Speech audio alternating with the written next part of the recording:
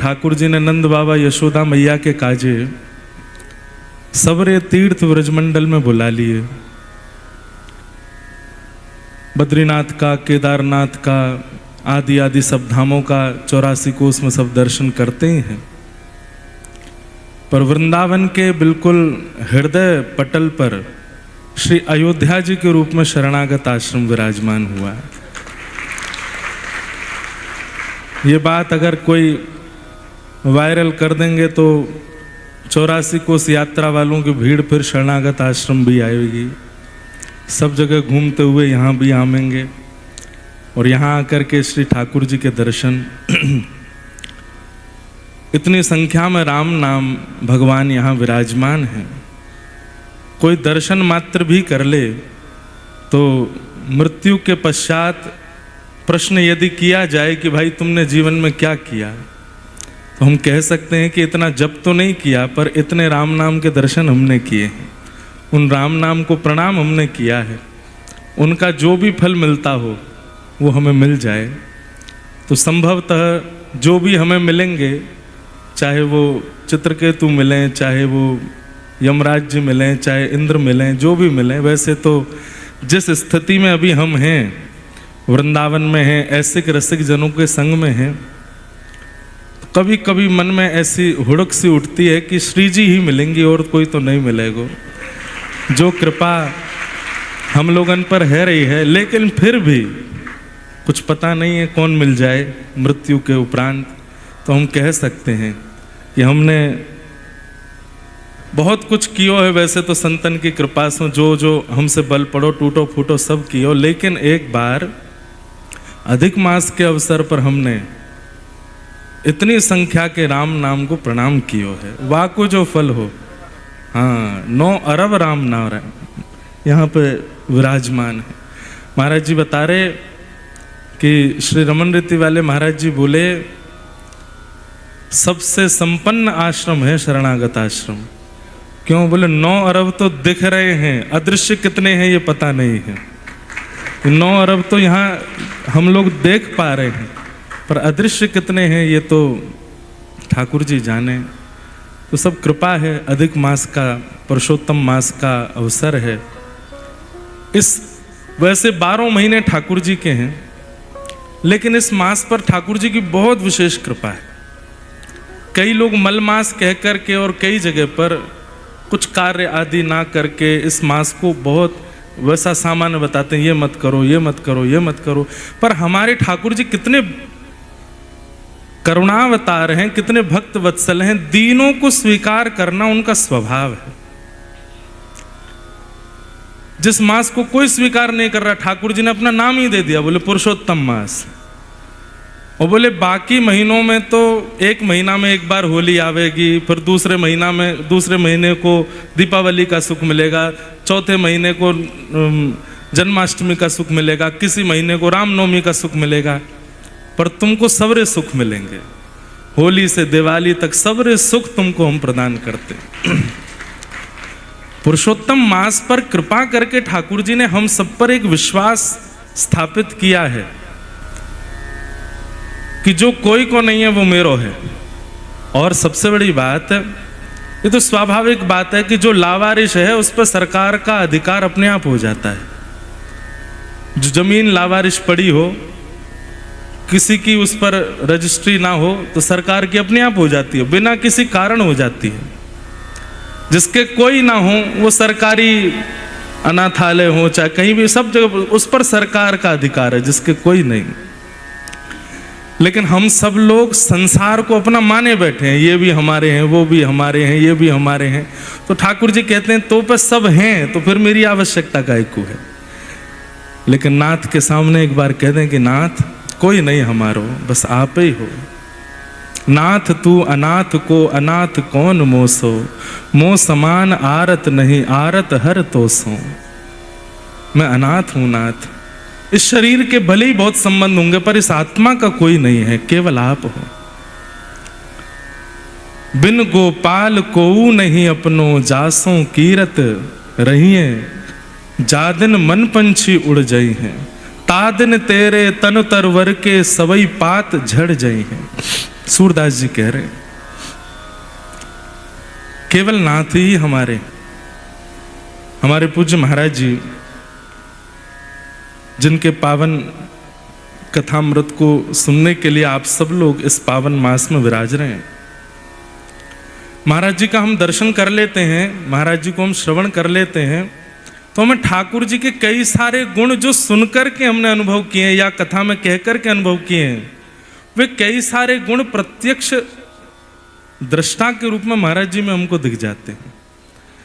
हमें कभी कभी लगता है कि राघव जी में ऐसी ही करुणा होगी जैसे हमारे महाराज जी में, राघव जी में ऐसी ही दया होगी जैसे हमारे महाराज जी में, श्री राघव जी में ऐसी ही विनम्रता होगी जैसे हमारे महाराज जी में, श्री राघव जी में ऐसा ही प्रेम होगा।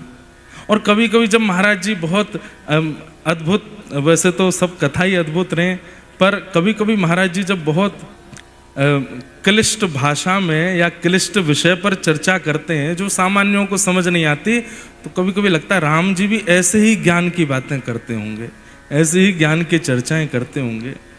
ये यथामाम प्रपद्यन्ते तांस तथैव भजाम्य हम। तो हमें ऐसा लगता है कि ठाकुर जी जो कहते हैं कि मैं उसको वैसे ही मिलता हूं। कई बार अर्चक के अंदर ठाकुर के गुण आने लगते हैं, किसी के अंदर सौंदर्य के रूप में आता है, किसी के अंदर चाल के रूप में आ जाता है, बोली के रूप में आ जाता है, लेकिन वास्तविक गुण व्यवहार के रूप में आता है। हमारे व्रज के रसिक संतों के व्यवहार देखो, उनके लक्षण देखो, उनके गुण देखो, और उससे ये अनुभव कर लो कि हमारी ये सामर्थ्य तो नहीं कि हम साक्षात प्रभु को देख सकें, पर उनके गुण को चलते फिरते हम देख रहे हैं इनके रूप में। हमारी तो एक ही भाव, कथा में भी हम एक ही बात कहते हैं, सब युवाओं से भी एक ही बात कहते हैं, साधन बने इसका प्रयास करो, खूब साधन बने इसका प्रयास करो, पर साधन बनने में यदि दिक्कत आ रही हो तो उससे पहले स्वभाव का निर्माण कर लो।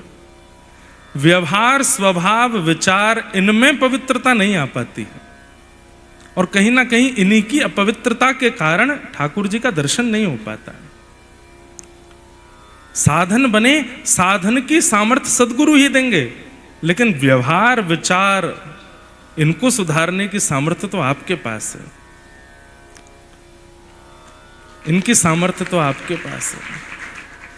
भगवान ने बहुत जगह कहा होगा कि इतना जप करो तो मिलेंगे, ये तप करो तो मिलेंगे, यहां स्नान करो तो मिलेंगे, लेकिन एक जगह स्पष्ट रूप से कह दिया, निर्मल मन जन सो मोहि पावा। आज मन की निर्मलता नहीं बन पाती, खूब साधन से भी मन की निर्मलता नहीं बन पाती, और वो मन की निर्मलता कैसे बनेगी? हम अब हमारे प्रयास से भी नहीं बनेगी। अब जो कलिकाल का समय चल रहा है, अब वह मन की निर्मलता ऐसे महापुरुषों को प्रणाम करने से ही मिल सकती है, ऐसे महापुरुषों के दर्शन से ही मिल सकती है। हम तो कहेंगे आजकल ब्रजमंडल के संतजनों से कुछ मत कहो, बस ये कह दो आप जैसे थोड़े थोड़े हमारे अंदर व्यवहार आ जाए, बस ये कृपा कर दो, ऐसी दीनता आ जाए। महाराज जी विराज रहे थे तो मन में हुई कि हम शरणागत आश्रम में बैठे हैं और 2 दिन का अवसर मिला वृंदावन आने का, और महाराज जी कृपा से मुक्तिनाथ में कथा है परसों से, मुक्तिनाथ धाम में, और आज और उत्सव है घर पर, फिर घर के उत्सव चलेंगे। पूज्य गुरुलाल कुंज वाले महाराज जी भी वहाँ आवे वाले हैं, तो महाराज जी की आज्ञा हुई थी, शरणागत आश्रम वाले महाराज जी आज आपको यहाँ आना है। महाराज जी से हमने कही मैं सिर्फ सिर वाला आऊँ, सिर के बल आना चाहिए, भरत जी महाराज जो कहते हैं, तो बस वही भाव है। लेकिन महाराज जी विराजे तो मुँह को विनय पत्रिका दिखी, तो मन में भाव आया महाराज जी, एक बहुत सुंदर भाव, वैसे तो प्रत्येक भाव ही विनय पत्रिका जी आप सब तो पढ़ते ही होंगे, निश्चित ही पाठ करते ही होंगे, पर हमने महाराज जी के ही प्रवचनों से यथा संभव सामर्थ्य लेके श्री विनय पत्रिका जी का एक पद तो एक कथा में गा ही देते हैं, और इसमें एक पद बहुत अच्छा लगता है। वैसे बहुत सारे पद हैं, लेकिन एक पद यह भी है, जो मोहे राम लागते मीठे, जो मोहे राम लागते मीठे। गोस्वामी जी बहुत सुंदर बात कह रहे हैं। अभी राम जी मीठे लगे नहीं हैं, इसलिए आधी आधी जगह मिठास लग रही है। कहीं कहीं मन जा रहा है, इसका मतलब राम जी मीठे लगे नहीं हैं। जादना वे मीठे लग गए, फिर कहीं और जावे को मन करेगा नहीं, फिर उन्हीं में ही लगे रहेंगे। जो मोहे राम लागते मीठे, जो मोहे राम लागते मीठे, तो नवरस सठ रस रस अन रस, तो सठ रस सठ रस रस अन रस, तो नवरस सठ रस रस अन रस, है जाते सब सीठे, है जाते सब सीठे, सीठे राम लागते मीठे, जो मोहे राम लागते मीठे। तो नव रस सठ रस रस अनरस। पूज्य रमन रेती वाले महाराज जी आने वाले हैं, उनके आगमन के बाद फिर कथा का क्रम होगा। तो हम तब तक ये जो समय है इसको श्री विनय पत्रिका जी के पाठ के साथ आनंदित करें। कितना सुंदर भाव है। राम जी मीठे लग गए होते तो नवरस सठ रस रस अनरस, चाहे संसार के रस हो, चाहे लूली बाई जो है हमारी बिना हड्डी वाली जो जीव है, इसको लूली बाई कहते हैं कई महापुरुष। इसमें एक भी हड्डी नहीं है, लेकिन हमारी सबरी हड्डी तोड़वाने की सामर्थ्य है। इसमें एक भी हड्डी नहीं है, लेकिन हमारे 3200 तोड़वाने की सामर्थ्य है।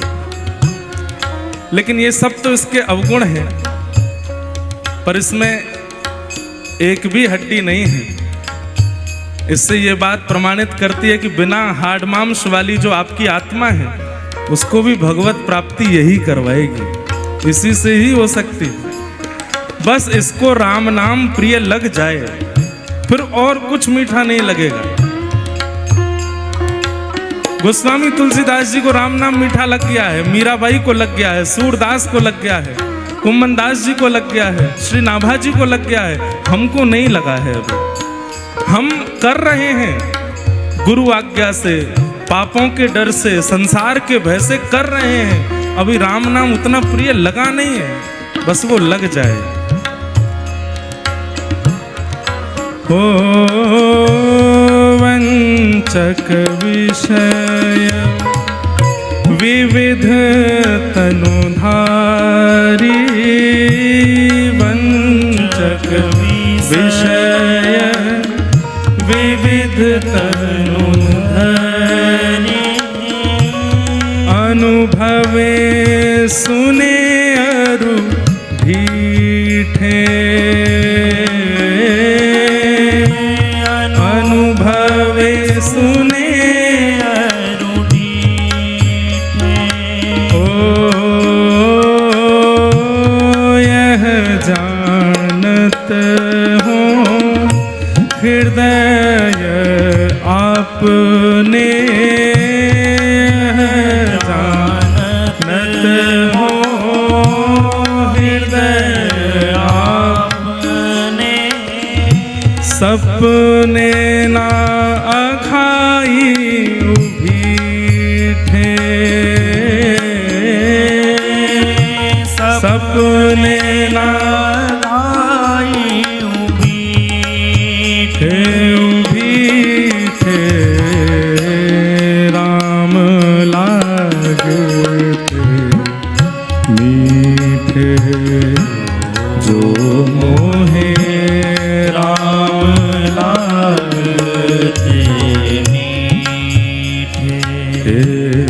जो मोहे राम लागते मीठे, जो मोहे राम लागते मीठे। गोस्वामी जी कह रहे हैं मैं अनेक जन्म धारण करके ये जान चुका हूं कि संसार का विषय बहुत ढीठ है। मैं कितना भी प्रयास कर लूं लेकिन ये फिर भी अगले जन्म में मुझको पकड़ ही लेगा। अत्यंत ढीठ विषय है, उससे बच पाना बहुत मुश्किल है। केवल एक ही तरीका, बस राम नाम की रुचि लग जाए, लत लग जाए। श्री ध्रुव जी महाराज श्रीमद् भागवत जी में कहवे, एक बार यहाँ पर देखो सब लोग, नेक्स्ट सुनो। ध्रुव जी महाराज क्या कहते हैं? ठाकुर जी से कहते हैं, भक्ति मुहु प्रवहताम त्वयि में प्रसंगो भूयाद अनंत महताम अमलाशयानाम ये नांज सौल वणमुरुम व्यसनम भवाब्धिम। ठाकुर जी से व्यसन मांगा।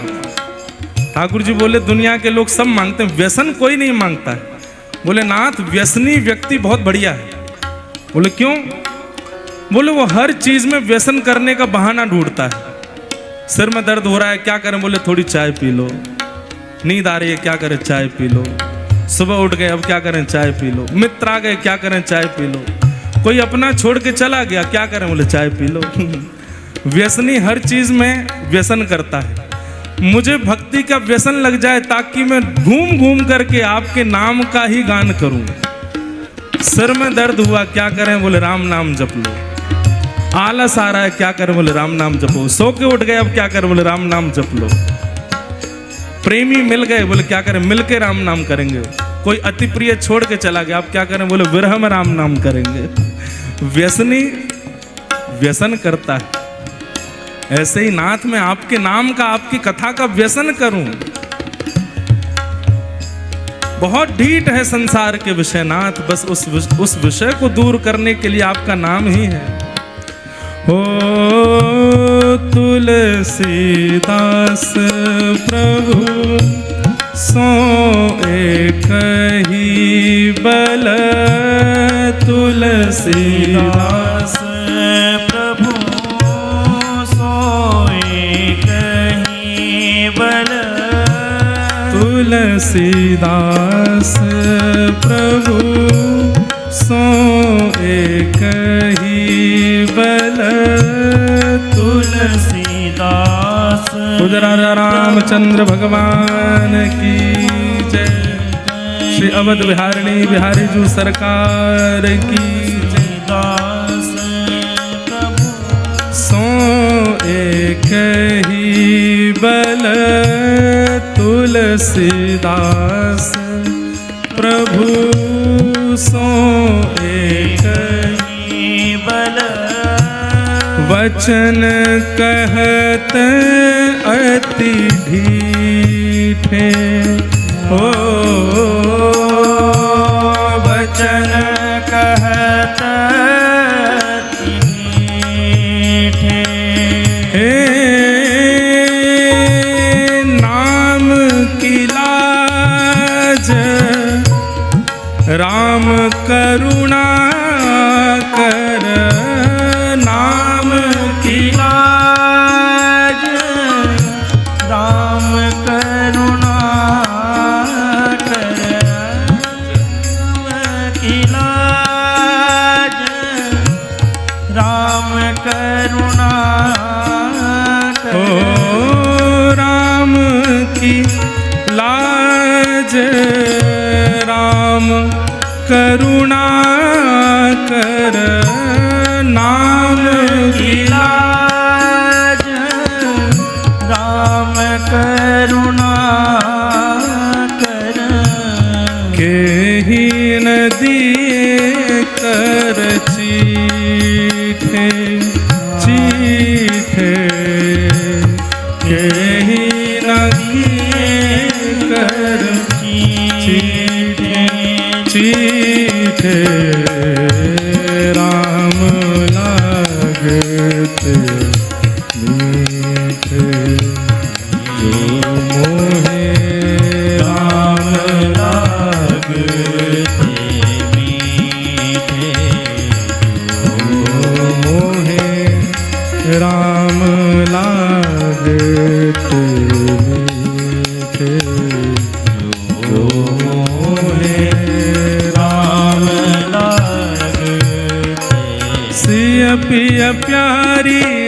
अवध बिहारी सिय पिय प्यारी अवध बिहारी सिय पिय प्यारी अवध बिहारी सिय पिय प्यारी अवध बिहारी जय जय श्री अग्रदास दुलारी जय जय श्री अग्रदास दुलारी सिय पिय प्यारी अवध बिहारी सिय पिय प्यारी अवध बिहारी सिय पिय प्यारी अवध बिहारी सिय पिय प्यारी अवध बिहारी जय जय श्री अग्रदास दुलारी जय जय श्री अग्रदास दुलारी जय जय श्री अग्रदास दुलारी जय जय श्री अग्रदास दुलारी सिय पिय प्यारी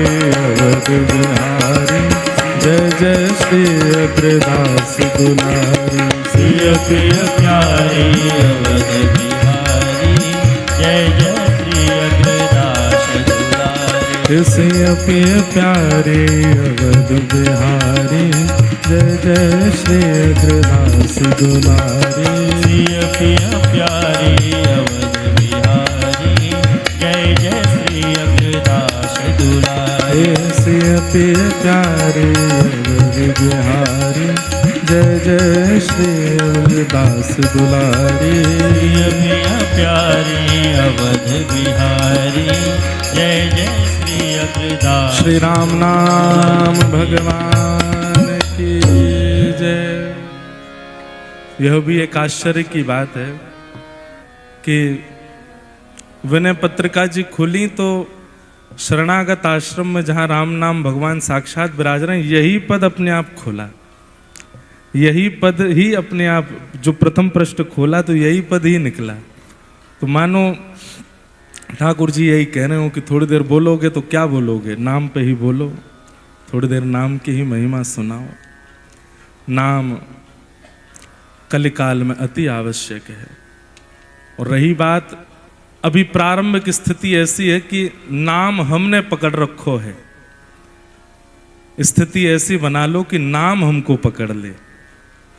नाम हमने पकड़ रखो है, या की प्रामाणिकता क्या है कि मन सब जगह जा रहा है, चाहे जहां हो सब जगह जा रहा है। हम केवल आपको डांट फटकारने के लिए या कुछ बात बोलने के लिए नहीं, आप सब में ये प्रवचन हम स्वयं को भी सुना रहे हैं। अभी हमने नाम को पकड़ा है, इसलिए यहाँ भी जा रहे हैं, वहाँ भी जा रहे हैं, इसमें भी मन लग रहा है, उसमें भी मन लग रहा है, सब जगह हो रहा है। लेकिन नाम पकड़ ले, नाम हमने पकड़ा तो सब जगह हम जा रहे हैं, लेकिन नाम यदि हमको पकड़ ले तो फिर कहीं जाओगे नहीं, ऐसा नहीं, जाने लायक रहोगे नहीं, जाने लायक रहोगे। श्री हरिराम व्यास जी की चर्चा में आता है कि ओरछा के महाराज खूब बुलाने आए, लेकिन हरिराम व्यास जी नहीं गए। तो ओरछा के महाराज ने श्री हितवंश महाप्रभु से जाके प्रार्थना की, बोले आप यदि आज्ञा कर देंगे तो इनको जाना पड़ेगा। महाराज वहाँ ओरछा में कितने लोगों का कल्याण होगा यदि ये जाएंगे, और इनके परिवार के सब लोग इनकी बात देख रहे हैं। तब श्री हितवंश महाप्रभु ने विचार कर लिया था कि हम हरिराम व्यास जी को बोल देंगे कि आप चले जाओ, कभी कभी आ जाया करना।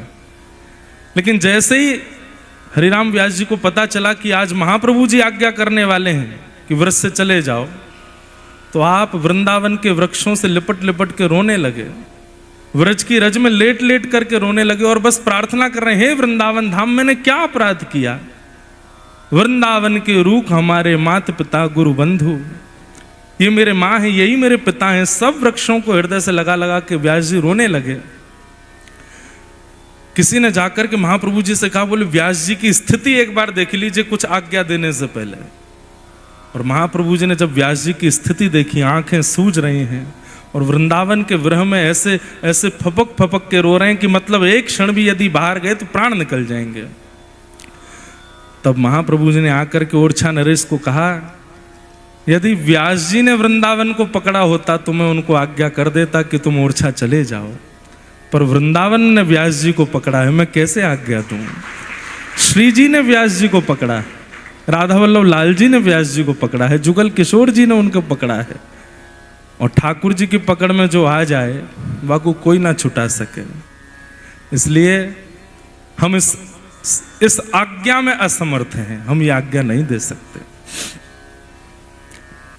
पुरुषोत्तम मास, अधिक मास, राम नाम साक्षात विराजमान, ऐसे महापुरुषों के पावन दर्शन, वृंदावन धाम, इसी प्रार्थना से, इसी संकल्प से, इसी इच्छा से ही नाम जब पूरे अधिक मास करें कि नाम हमको पकड़ ले, श्री जी हमको पकड़ लें, वृंदावन हमको पकड़ लें, फिर कहीं और मन लगे नहीं।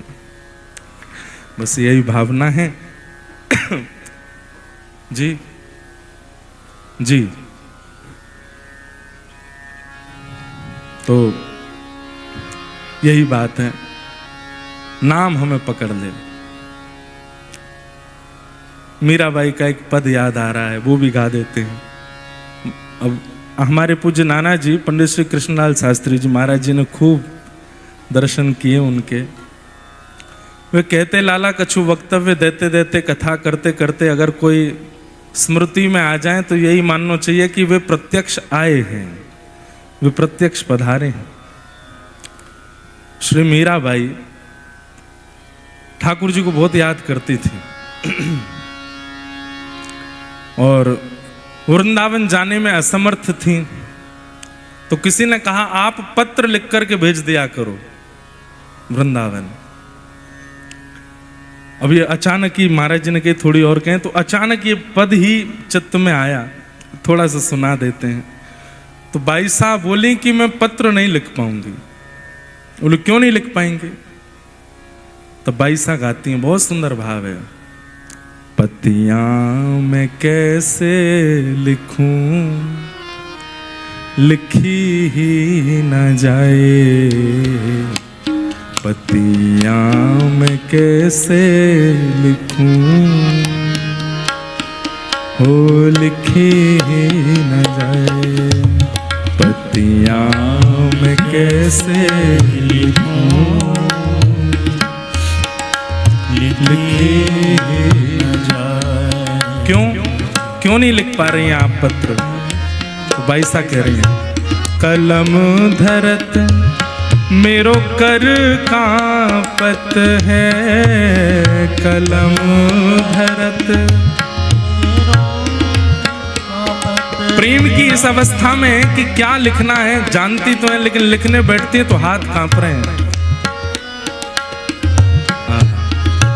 कलम धरत मेरो कर कांपत है, कलम धरत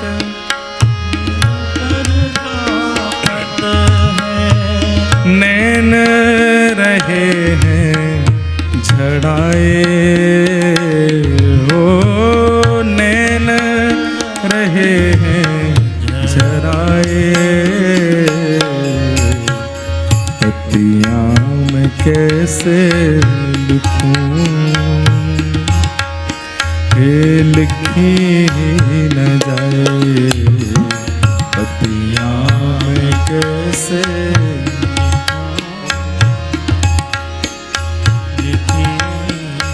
भाई साहब कह रही हैं, कलम धरत मेरो कर कांपत है, और जैसे तैसे अगर कुछ लिख भी देती हूं तो नैन रहे हैं झराए, इतने अश्रुबिंद प्रकट होते हैं नेत्रों से। बस इतना ही भाव है कि यहाँ से कुछ सीख लो, नाम हमको पकड़ ले, ऐसी भावना ले आओ। महाराज जी आ गए, प्रेम और भाव से सब लोग नाम संकीर्तन करो।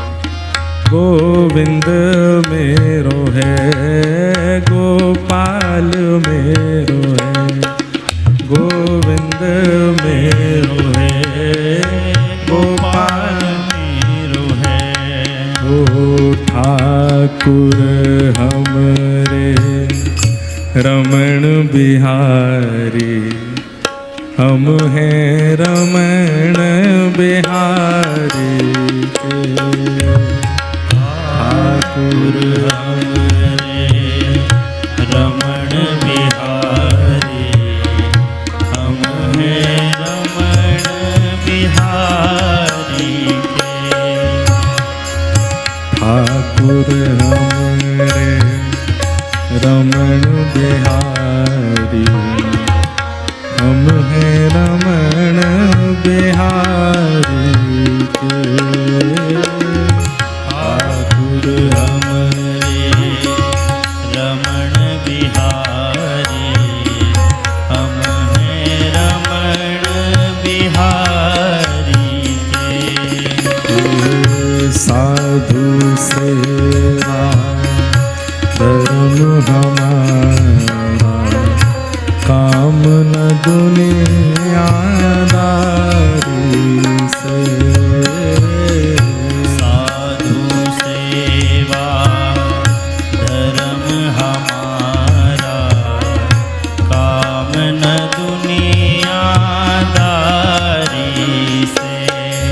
कोई भला कहे चाहे बुरा कहे, कोई भला कहे चाहे बुरा कहे, कोई भला कहे चाहे बुरा कहे, कोई भला कहे चाहे बुरा कहे।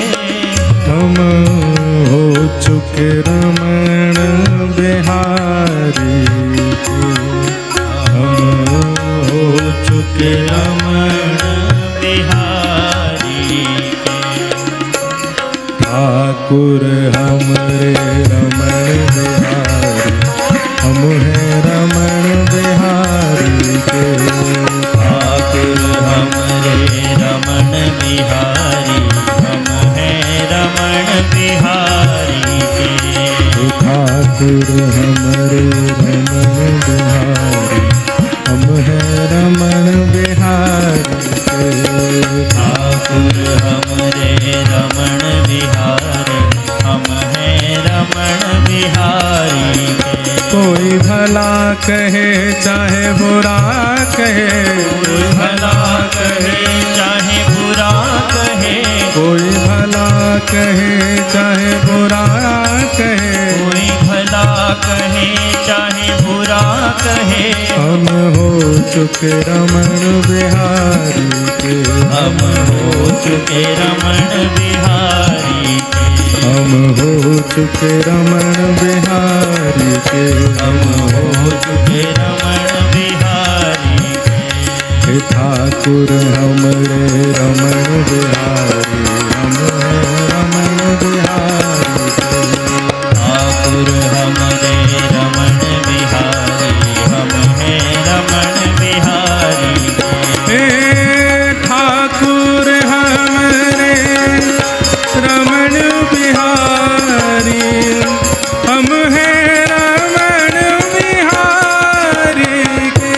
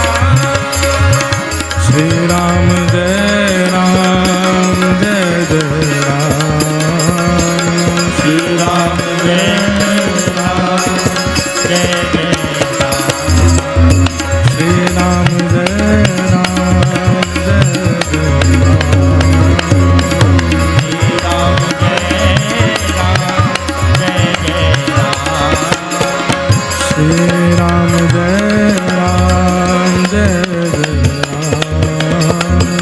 श्री राम जय राम जय जय राम। श्री राम नाम भगवान की। श्री राम नाम पाटोत्सव महामहोत्सव की।